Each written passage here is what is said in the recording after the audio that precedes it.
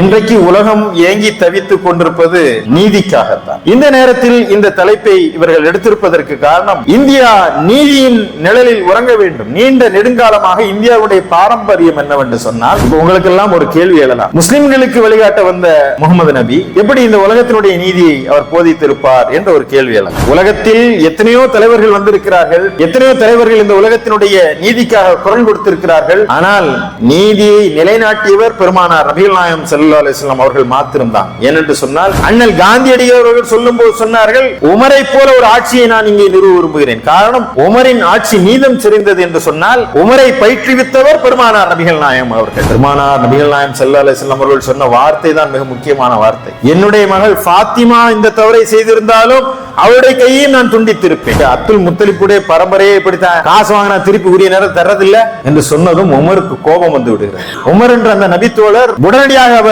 சொல்கிறார், அந்த யூத அறிஞரை பார்த்து, அவரை பார்த்து, சையத் பின் சனா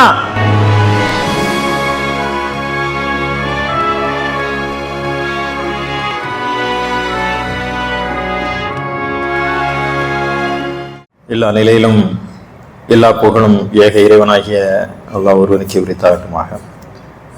அவனது பேரன்பும் பெரும் கருணையும் நம் அனைவரையும் சொல்லட்டுமாக.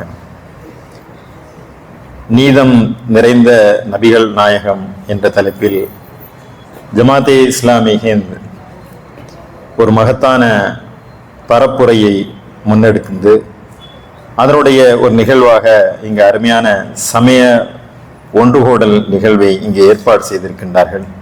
அதற்காக Jamaat Islami Hind Arabic college road யூனிட்டுக்கு என்னுடைய வாழ்த்துக்களையும் அன்பையும் நன்றியையும் தெரிவித்துக் கொள்கின்றேன்.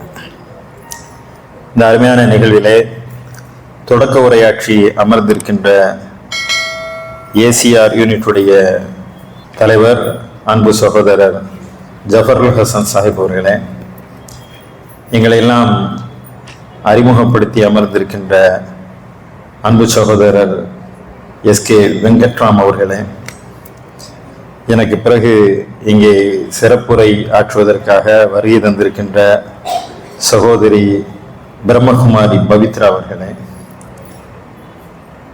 அதுபோல் மற்றும் ஒரு சிறப்பு விருந்தினராக இங்கே வருகை தந்திருக்கின்ற மரியாதைக்குரிய ஃபாதர் வினய்குமார் அவர்களே,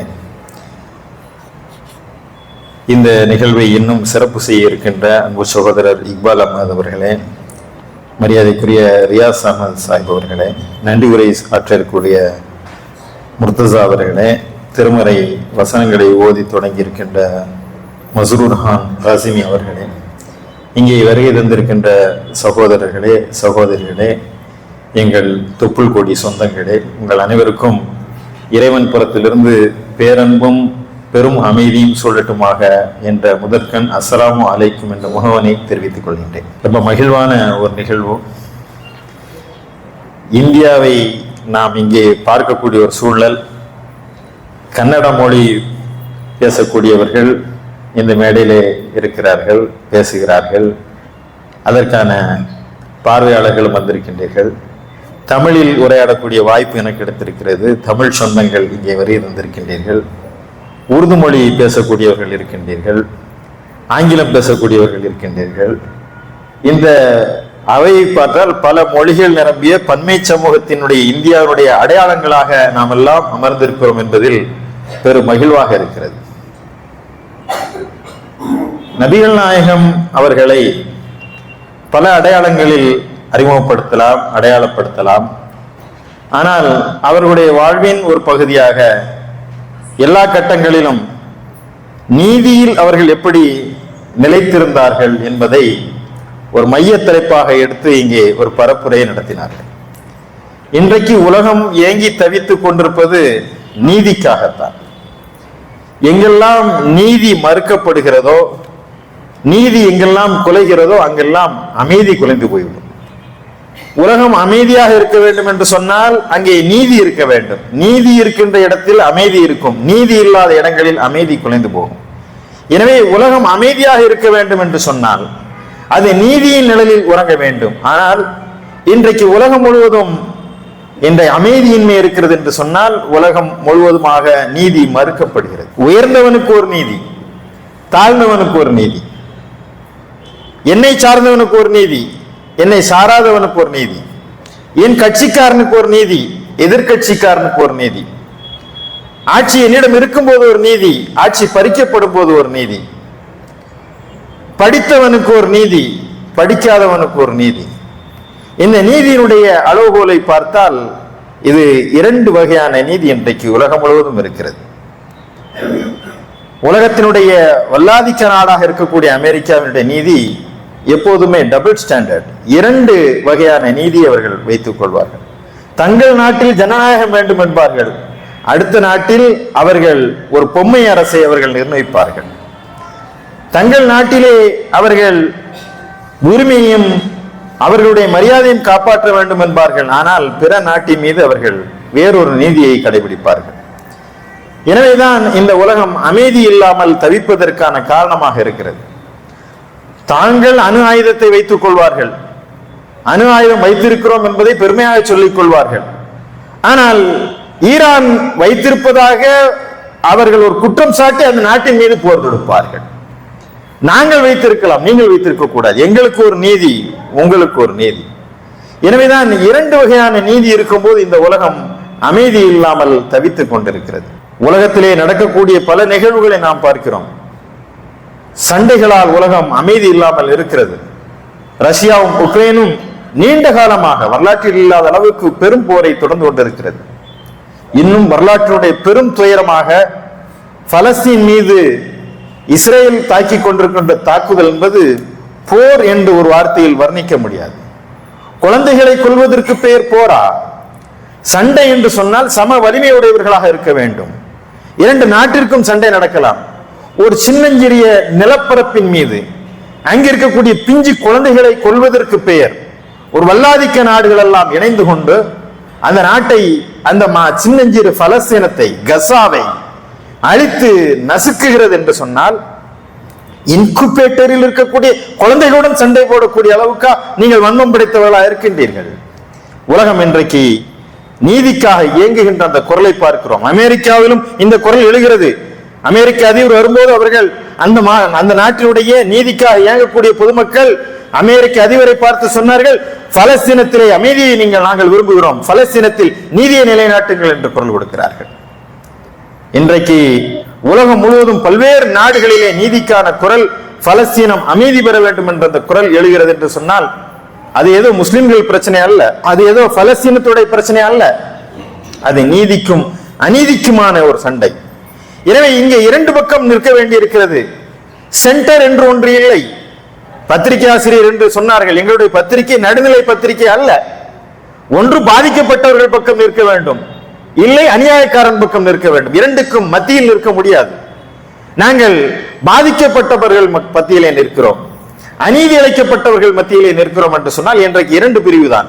ஒன்று நீதிக்காக போராடக்கூடியவர்கள், இன்று நீதியை கொள்பவர்கள். எனவே சத்தியம் ஒருபுறம், அசத்தியம் ஒருபுறம். எந்த தரப்பில் நாம் நிற்கிறோம் என்பதுதான் இன்றைக்கு உலகத்தினுடைய நிலைப்பாடாக இருக்கிறது. இந்தியாவுடைய நிலையை அண்மை காலத்தில் எடுத்து பார்த்தால், கடந்த சில நாட்களுக்கு முன்பாக மாணவர் தலைவர்கள் டெல்லியிலே 2020க்கு பிறகு நடந்த சிஏஏ போராட்டத்தில் கைது செய்யப்பட்ட மாணவர் தலைவர்கள் கைது செய்யப்பட்டிருக்கிறார்கள். 5.5 ஆண்டுகள் ஆகிவிட்டது. அவர்களுக்காக பிணை மறுக்கப்படுகிறது. எதனால்? அவர்கள் என்ன குற்றம் செய்தார்கள்? ஏன் பிணை மறுக்கப்படுகிறது என்று சொன்னால் அதற்கான காரணம் இல்லை. உமர் காலித் போன்றவர்கள், அது சர்ஜில் இமாம் போன்றவர்கள், குல்ஃபிசா ஃபாத்திமா போன்றவர்கள் 9 பேருக்கு மேல பிணை மறுக்கப்படுகிறது. ஆனால் ஒரு பத்திரிகையாளர் மீது நடத்தப்பட்ட ஒரு வழக்கிற்காக நீதிமன்றமே தாமதமான நள்ளிரவில் தானாக முன்வந்து அவருக்கு பிணை வழங்குகிறது. எனவே இங்கே எங்களை சார்ந்தவர்களுக்கு ஒரு நீதி, எங்களை சாராதவர்களுக்கு ஒரு நீதி. எனவேதான் இந்த நாட்டிலே அமைதி குலைந்து வருகிறது. இந்த நேரத்தில் இந்த தலைப்பை இவர்கள் எடுத்திருப்பதற்கு காரணம், இந்தியா நீதியின் நிழலில் உறங்க வேண்டும். நீண்ட நெடுங்காலமாக இந்தியாவுடைய பாரம்பரியம் என்னவென்று சொன்னால், பலஸ்தீனத்திற்கு ஆதரவாக இந்தியா நின்றது. அதற்கு காரணம், நாங்கள் நீதியின் பக்கம் நிற்கிறோம் என்பதுதான் அவருடைய அடையாளமாக இருந்தது. இந்தியாவுடைய நிலைப்பாடு பலஸ்தீனத்திற்கு ஆதரவான நிலைப்பாட்டை அவர்கள் தெளிவாக பிரகடனப்படுத்தினார்கள். எனவே இந்தியாவிலே இன்றைக்கு நீதி நிலவ வேண்டும் என்று சொன்னால், இந்த நாடு அமைதியின் பக்கம் திரும்ப வேண்டும் என்று சொன்னால், அதற்கான ஒரு அழகிய முன்மாதிரி முகமது நபிகளார் ஸல்லல்லாஹு அலைஹி வஸல்லம் அவர்கள். இப்போ உங்களுக்கெல்லாம் ஒரு கேள்வி எழலாம், முஸ்லிம்களுக்கு வழிகாட்ட வந்த முகமது நபி எப்படி இந்த உலகத்தினுடைய நீதியை அவர் போதித்திருப்பார் என்ற ஒரு கேள்வி எழலாம். நபிகளார் முஸ்லிம்களுக்கு வழிகாட்ட வந்தவர்கள் அல்ல. ஒமா அர்சல்னாக இல்லா ரஹ்மத்துல் லில் ஆலமீன், உலக மக்கள் அனைவருக்குமாக வழிகாட்ட வந்தவர்கள், உலகத்தின் நீதியை நிலைநாட்டியவர்கள், உலக சமாதானத்தை பேசியவர்கள், உலகத்தில் சமத்துவத்தை நிலைநாட்டியவர்கள் என்ற அடிப்படையில் தான் இன்றைக்கும் 1500வது ஆண்டுகளிலே இன்றைக்கு நாம் மீலாது விழாவை கொண்டாடுகிறோம் என்று சொன்னால், அதில் சகோதர சமுதாய சொந்தங்களை அழைத்து இந்த நிகழ்வை நடத்துகிறோம் என்று சொன்னால், நபிகளார் முஸ்லிம்களுக்கு சொந்தமானவர் என்பது அல்ல, அவர் அகில உலகத்திற்கு அனைவருக்குமே அருட்கொடையாக அனுப்பப்பட்டவர்கள். எனவேதான் சில சகோதர சமுதாய சொந்தங்கள் கேட்பார்கள், 1500 ஆண்டுகளுக்கு முன்பாக அரபிய பாலைவனத்திலே பிறந்து அங்கே அந்த மக்களுக்கு வழிகாட்டிய முகமது நபியை இன்றைக்கும் நீங்கள் ஏன் பிடித்து வைத்துக் கொள்கிறீர்கள் என்று கேட்டால், அவர் அரபு நாட்டுக்கு மட்டும் வழிகாட்ட வந்தவர் அல்ல, இறைவனின் தூதர். எல்லா தலைவர்களையும் போல ஒரு தலைவர் அல்ல, எல்லா கொள்கைவாதிகளையும் போல ஒரு கொள்கைவாதி அல்ல, எல்லா தத்துவவாதிகளையும் போல ஒரு தத்துவவாதி அல்ல, எல்லா சீர்திருத்தவாதிகளையும் போல அவர் ஒரு சீர்திருத்தவாதி அல்ல. ஆனால் அவர் ஒரு மாபெரும் தலைவர், ஒரு மாபெரும் சீர்திருத்தவாதி, ஒரு மாபெரும் தத்துவவாதி. ஆனால் இது எல்லாவற்றையும் தாண்டி அவருடைய அடையாளம் நீதியாக இருந்தது. எனவே இறைவன் நீதியை விரும்புகிறான். இறைவன் என்றைக்குமே இந்த தன்னுடைய படைப்பிலே 2 வகையான நீதியை வழங்க மாட்டான்.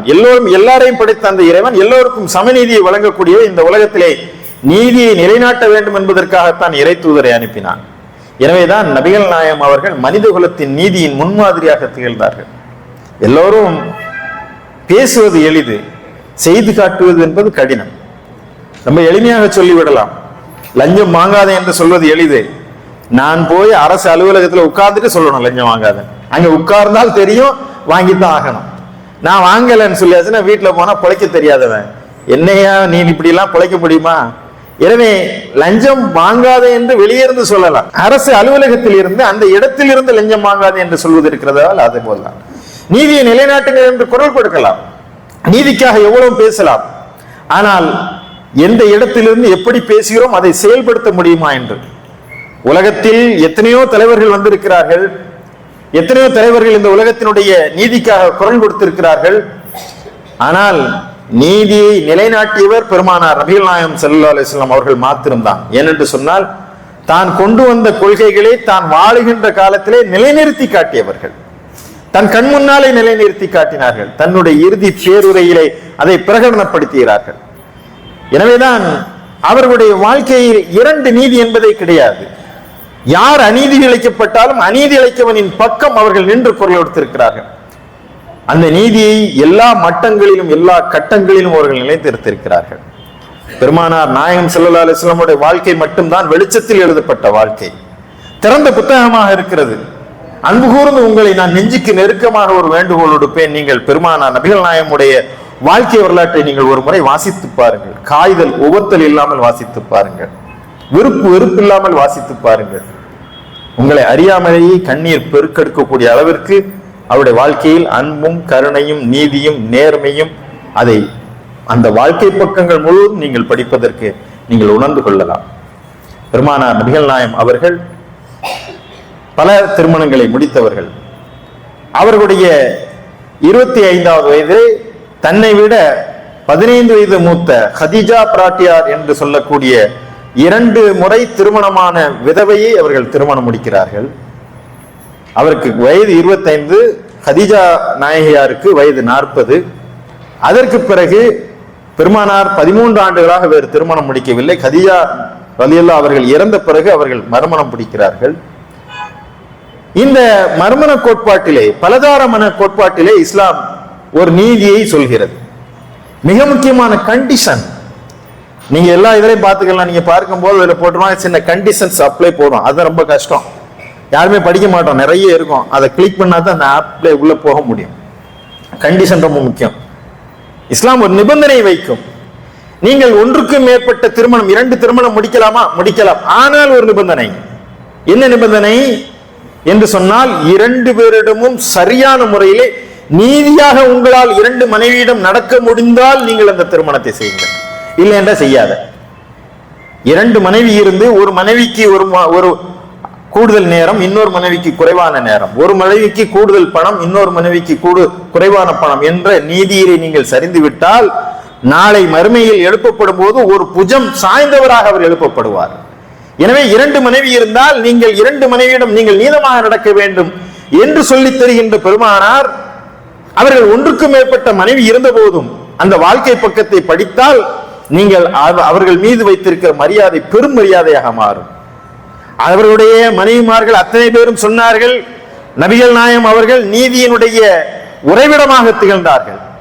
எங்களிடம் ஒவ்வொரு நாளுக்கும் ஒரு முறை வைத்து வருவார்கள், இந்த நாளில் இந்த மனைவியுடன் இருப்பது.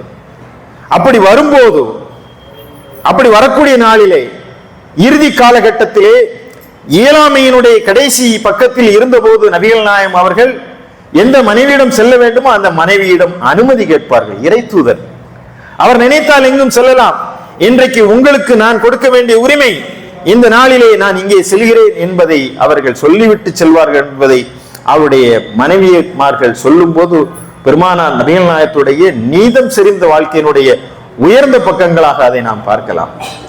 தன்னுடைய வாழ்க்கையில் மாத்திரம் அல்ல, எந்த நீதியை அவர்கள் கடைபிடித்தார்களோ அந்த நீதியின் அடிப்படையிலே தம்முடைய தோழர்களை வார்த்தெடுத்தார்கள். இன்றைக்கும் நீதியின் அடிப்படையிலே ஒரு ஆட்சியை அமைக்க வேண்டும் என்று விரும்பக்கூடியவர்கள் அண்ணல் காந்தியடிகள் அவர்கள் சொல்லும் போது சொன்னார்கள், உமரை போல ஒரு ஆட்சியை நான் இங்கே நிறுவ விரும்புகிறேன். காரணம், உமரின் ஆட்சி நீதம் செறிந்தது என்று சொன்னால் உமரை பயிற்றுவித்தவர் பெருமானார் நபிகள் நாயகம் அவர்கள். தன்னுடைய தோழர்கள் அனைவரையுமே நீதியிலே நிலைக்கு பழத்தினார்கள். சில தலைவர்கள் நல்லவர்களாக இருப்பார்கள், ஆனால் அந்த கட்சியிலே சிலர் தவறாக நடக்கக்கூடியவர்கள் இருப்பார்கள். தலைவர் நல்லவராக இருப்பார், ஆனால் அவர் பக்கத்தில் இருக்கவங்க சரியா இருக்க மாட்டாங்க. ஆனால் நபிகள் நாயகம் அவர்கள் உருவாக்கிய அத்தனை தோழர்களும் நீதியினுடைய வெளிச்ச புள்ளிகளாக அவர்கள் திகழ்ந்தார்கள். அவருடைய வாழ்க்கை முழுவதையும் நீங்கள் பார்க்கலாம். உமருடைய ஆட்சி காலம் நீதியினுடைய பொற்காலமாக திகழ்ந்தது என்று சொன்னால் அந்த மாடலை அவர்கள் பெருமானாரிடமிருந்துதான் எடுத்துக்கொண்டார்கள் என்பதை நீங்கள் உணர்ந்து கொள்ள வேண்டும். இந்த நீதியை அவர்கள் நிலைநாட்டினார்கள், நீதி மிகுந்த ஒரு சமுதாயத்தை உருவாக்கி காட்டினார்கள்.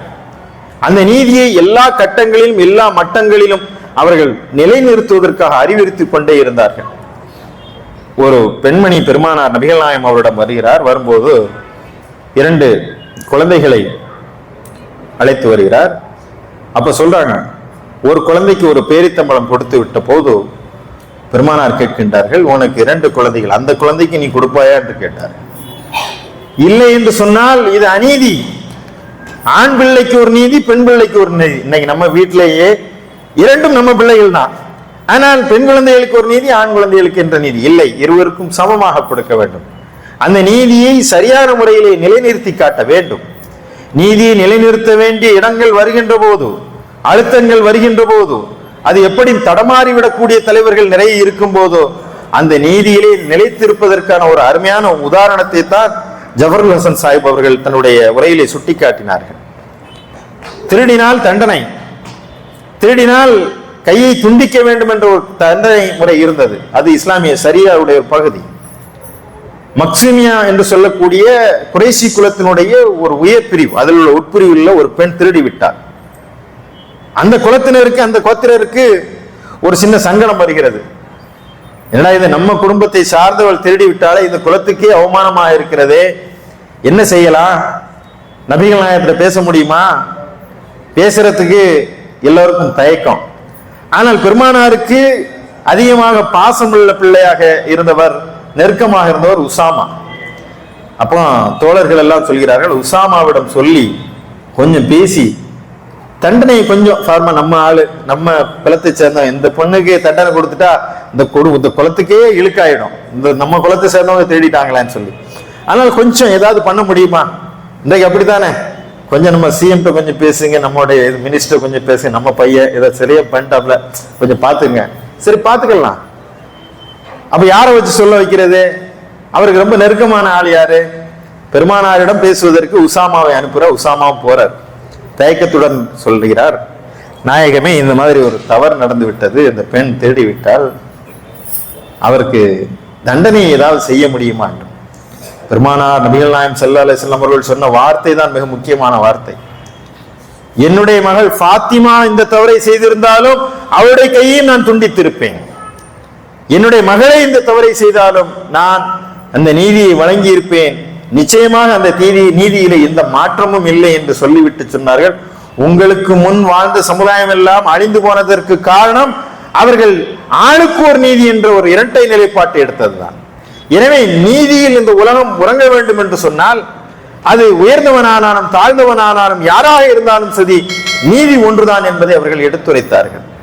அதை போலத்தான் பெருமானார் நபிகள் நாயகம் ஸல்லல்லாஹு அலைஹி வஸல்லம் அவர்கள் முஸ்லிம்களிடம் மட்டுமல்ல, தன்னுடைய சார்ந்த சகோதரர்கள் மட்டுமல்ல, மிக முக்கியமான ஒரு ஸ்டேட்மெண்ட் அவர்கள் கொடுக்கிறார்கள், ஒரு அறிவிப்பை செய்கிறார்கள். நாளை மறுமையிலே இறைவன் திருமுன்னால் நிற்கக்கூடிய அந்த நாளிலே ஒரு முஸ்லிம் தவறு செய்து அந்த முஸ்லிமுக்கு எதிராக ஒரு முஸ்லிம் அல்லாதவன் வந்து நின்று நீதிக்காக குரல் கொடுத்தால் விளங்கிக் கொள்ளுங்கள், அப்போது நான் முஸ்லிமின் பக்கம் நிற்க மாட்டேன், நீதியின் பக்கம் நிற்பேன், அது முஸ்லிம் அல்லாத அந்த சகோதரின் பக்கம் நின்று அந்த நீதிக்காக நான் குரல் கொடுப்பேன் என்றார்கள். இது வெறும் வார்த்தை அல்ல, அவருடைய வாழ்க்கையில் அவர்களுடைய கடைபிடித்து காட்டிய மிக முக்கியமான ஒரு ஒழுங்கு. எனவேதான் இன்றைக்கு நீதியை நிலைநாட்டுவதில் நாம் யாரிடம் வேண்டுமானாலும் நிலைநாட்டலாம். நமக்கு வேண்டாதவர்கள் என்று சொன்னால், நாம் பகை கொண்டவர்கள் என்று சொன்னால், காத்திருந்த அந்த சந்தர்ப்பம் வந்தால் என்ன நடக்கும்? எனவேதான் திருமறையிலே இறைவன் சொல்லி காட்டுகின்றான், இறை நம்பிக்கை கொண்டவர்களே, நீங்கள் வாய்மையில் அல்லாஹ்விற்காக நிலைத்திருப்போராம் நீதிக்கு சான்று வழங்குவோராய் திகழுங்கள். எந்த ஒரு கூட்டத்தார் மீதும் நீங்கள் கொண்டுள்ள பகைமை உங்களை நீதியில் இருந்து பிறழச் செய்து விடக்கூடாது. நீங்கள் நீதி செலுத்துங்கள், இதுவே இறை அச்சத்திற்கு மிகவும் பொருத்தமானது. அல்லாஹ்வுக்கு அஞ்சி செயலாற்றுங்கள், நீங்கள் செய்வனவற்றை அல்லாஹ் முழுமையாக அறிந்தவனாக இருக்கிறார். மிக முக்கியமாக இந்த வசனத்தை நீங்கள் எடுத்து பாருங்கள். திருக்குர்ஆன் சொல்லித் தருகின்ற இந்த வசனம் என்ன தெளிவாக, மிக தெளிவாக சொல்லுகிறது. இறை நம்பிக்கை கொண்ட முஸ்லிம்களுக்கு நீங்கள் இறைவனை ஏற்றுக்கொண்டீர்கள் என்று சொன்னால், இறைவனை நீங்கள் அஞ்சி வாழ வேண்டும் என்று சொன்னால், நீங்கள் வாய்மையிலே நிலைத்திருக்க வேண்டும், நீதிக்கு நீங்கள் சான்றளிக்க வேண்டும். உங்களுடைய வெறுப்புணர்வு உங்களை நீதியிலிருந்து பிறழச் செய்து விடக்கூடாது. எனவேதான் நாளை மறுமையிலே இறைவனுடைய அரசு என்று சொல்லக்கூடிய நிலையில்லாத அந்த நாளிலே 7 வகையான கூட்டத்தார் தவிர மற்றவர்களுக்கு அங்கே இடமில்லை. அதில் மிக முக்கியமாக இடம் இருக்கக்கூடியவர்கள் நீதி வழங்கக்கூடிய நீதிமான்கள் என்று சொன்னார்கள். பெருமானார் நபிகள் நாயகம் ஸல்லல்லாஹு அலைஹி வஸல்லம் அவர்கள் சொன்னார்கள், இறைவன் எனக்கு 9 கட்டளைகளை வழங்கி இருந்தான். அதில் மிக முக்கியமாக உங்களுக்கு அநீதி இழைக்கவரிடமும் நீங்கள் நீதியுடன் நடக்க வேண்டும், உங்களை பகைப்பவரிடமும் நீங்கள் உறவு பாராட்டிக் கொள்ள வேண்டும். அதுதான் நீதியில மிகச் சிறந்தது. எனக்கு நீங்க சாப்பாடு கொடுத்தீங்க, நான் உங்களுக்கு சாப்பாடு கொடுக்குறேன். என்ன நீங்க ரெஸ்பெக்ட் பண்றீங்க, நான் உங்களை ரெஸ்பெக்ட் பண்றேன். எனக்கு நீங்க ஹெல்ப் பண்றீங்க, நான் உங்களுக்கு ஹெல்ப் பண்றேன். இதுவல்ல நீதியுடனே. எனக்கு நீங்கள் அநீதி இழைத்தாலும் உங்களுக்கு நான் அநீதி இழைக்க மாட்டேன், உங்களுக்கும் நான் நீதி செலுத்துவேன். இது இறை நம்பிக்கையினுடைய பண்பாக திகழ்கிறது. மிக முக்கியமாக பெருமானார் என்பதனுடைய அந்த இறை தூதர் என்பவருடைய அளவுகோலை சோதித்து பார்க்கக்கூடிய ஒரு தன்மை என்னவென்று சொன்னால், எல்லா கட்டங்களிலும் அவர்கள் நீதியிலே, பொறுமையிலே, அவர்கள் வாய்மையிலே நிலைத்து நிற்பார்கள். இதை சோதிப்பதற்காக ஒருவர் ஒரு முடிவு செய்தார். நபிகள் நாயகத்தினுடைய அந்த நீதியை, பொறுமையை சோதிக்க வேண்டும் என்று ஸைத் பின் சனா என்று சொல்லக்கூடிய ஒரு அறிஞர், அவர் அந்த யூத அறிஞர் நபிகள் நாயகம் இருக்கக்கூடிய அவைக்கு வருகிறார். அதற்கான சூழ்நிலைக்கு காத்திருக்கிறார். ஒரு கிராமத்திலிருந்து ஒரு சில சகோதரர்கள் வருகிறார்கள். அந்த கிராமத்திலிருந்து வந்தவர்கள் சொன்னார்கள், நபிகளே, எங்கள் கிராமத்தில் மிகப்பெரிய வறுமை நிலவுகிறது, எங்களுக்கு கொஞ்சம் உணவு தேவை இருக்கிறது, ஏதாவது உங்களுடைய கருவூலத்திலிருந்து நீங்கள் கொடுங்கள் என்று ஆட்சியாரிடம் கேட்கின்றார்கள். பெருமானார் தோழர்களிடம் கேட்கின்றார்கள், ஏதாவது நம்முடைய அரசு கருவூலத்திலே ஏதாவது இருக்கிறதா அவர்களுக்கு கொடுப்பதற்கென்று. இப்போதைக்கு எதுவும் இல்லை என்று சொன்னோம். அப்போது அங்கிருந்த அந்த வாய்ப்புக்காக காத்திருந்த ஸைத் பின் சனா என்று சொல்லக்கூடிய அந்த அறிஞர் வருகிறார். அவர் சொல்லார், நான் உங்களுக்கு கடன் தருகிறேன். அப்படியா? பெருமானார் அவர்கள் 80 தீனார்கள் அவரிடம் கடனாக பெற்றுக் கொள்கிறார். என்ன அக்ரிமெண்ட் என்று சொன்னால், பேரித்தம்பழம் அறுவடை செய்யக்கூடிய காலத்திலே இவருடைய தோட்டத்திலிருந்து எனக்கு இந்த 80 தீனாருக்கு பதிலாக நீங்கள் பேரித்தங்கனிகளை தகர வேண்டும் என்பதுதான் அந்த ஒப்பந்தம். ஒப்பந்தம் முடிந்தாச்சு. நாள் இன்னும் வரல, அந்த குறித்த தேதி. உதாரணமாக 1 மாத தவணை என்று சொன்னால் 20 நாள் 25 நாள் ஆகுது. நபிகளார் அவர்கள் ஒரு இறுதி ஊர்வலத்திலே, நபி தோழருடைய ஒரு ஜனாசா என்று சொல்லக்கூடிய இறுதி ஊர்வலத்திலே கலந்து கொள்கிறார். அந்த கலந்து கொள்ளக்கூடிய அந்த ஊர்வலத்தில் போய்கிட்டு இருக்கும் போது இவர் வருகிறார் வேகமாக. முகமது அப்படி அலட்டலா? யார? நபிகளாரை, கூட தோழர்கள் எல்லாம் இருக்கிறார்கள், கண்ணியமா மதிக்கக்கூடிய. எங்கிட்ட வாங்கின பணம் எடையா? அப்ப நபிகளார் சொல்லி இருக்கலாம், இன்னும் அந்த அவகாசம் வரவில்லை, முடியவில்லை, இன்னும் நாள் இருக்கிறது என்று சொல்லலாம். அவர்கள் சொல்லவில்லை, பொறுமையாக இருக்கிறார்கள். அவர் மீண்டும் அவர் ஒரு தோல்ல துண்டை போட்டு அவரை முறுக்கி, உங்களுடைய அப்துல் முத்தலிப்புடைய பரம்பரையே இப்படித்தான், காசு வாங்கினா திருப்பி உரிய நேரம் தர்றதில்லை என்று சொன்னதும் உமருக்கு கோபம் வந்து விடுகிறார். உமர் என்ற அந்த நபித்தோழர் உடனடியாக அவர் சொல்கிறார், அந்த யூத அறிஞரை பார்த்து, அவரை பார்த்து, ஸைத் பின் சனா, நபிகள் நாயகம் மட்டும் இல்லை என்று சொன்னால் இந்த இடத்தில் உன் தலை துண்டித்திருப்பேன், யாரிடம் எப்படி நடக்கிறாய் என்று சொல்கிறார்.